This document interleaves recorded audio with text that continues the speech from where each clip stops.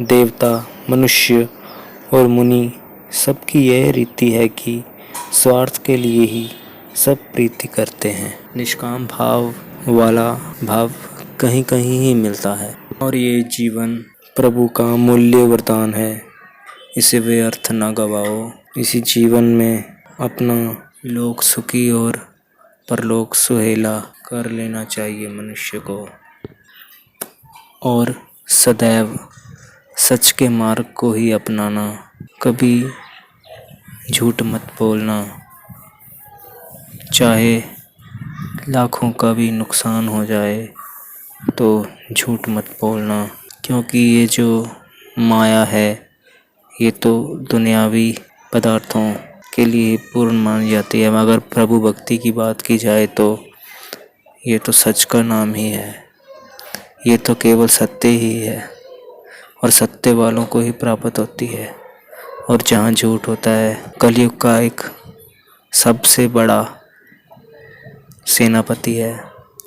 तो इस झूठ से मनुष्य को बचने की ज़रूरत है आज। तभी इंसान कलयुग के प्रभाव से बच पाएगा और भक्ति में पूर्णतः खरा उतरेगा। कटु वचन साधु सहे और से सहा ना जाए।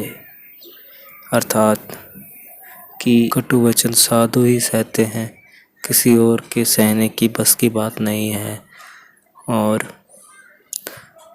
सच्चाई की राह पर चलना आसान नहीं है, बहुत कठिन है भक्ति मार्ग। हर पल डोलायमान होने का खतरा बना रहता है। जितने भी गुरु, पीर, पैगंबर, वली हुए सब यही बता रहे हैं, सब यही समझा रहे हैं। तुलसी दया न छोड़िए, हो सके तो दिलों में रहना सीखो। गुरूर में बिल्कुल भी मत रहो। सदैव दिल में सेवा भक्ति करना वाले भाव बने रहें। यही इंसान की सोच बन जाए और तंगदिली से इंसान ऊपर उठ जाए। जैसे फरीद जी ने कहा है, फरीदा तेरी झोंपड़ी गल कटियां के पास, जो करनगे सो परनगे तू क्यों बैठा उदास।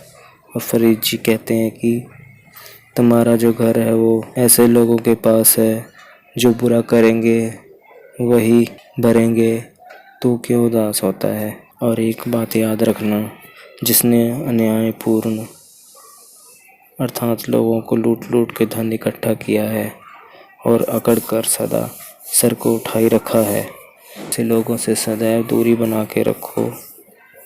क्योंकि ऐसे लोग से मिलने से आपको कभी शांति नहीं मिलेगी।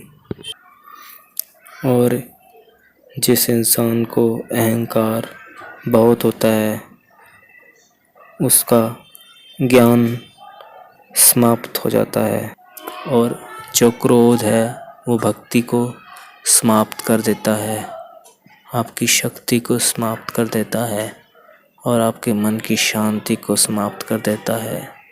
और क्रोध से बचना जितना हो सके।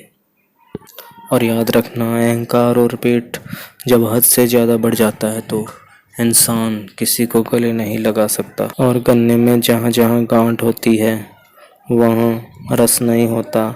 जीवन भी ऐसा ही है। यदि मन में किसी के लिए नफ़रत की गांठ होगी तो हमारा जीवन भी बिना रस के बन जाएगा।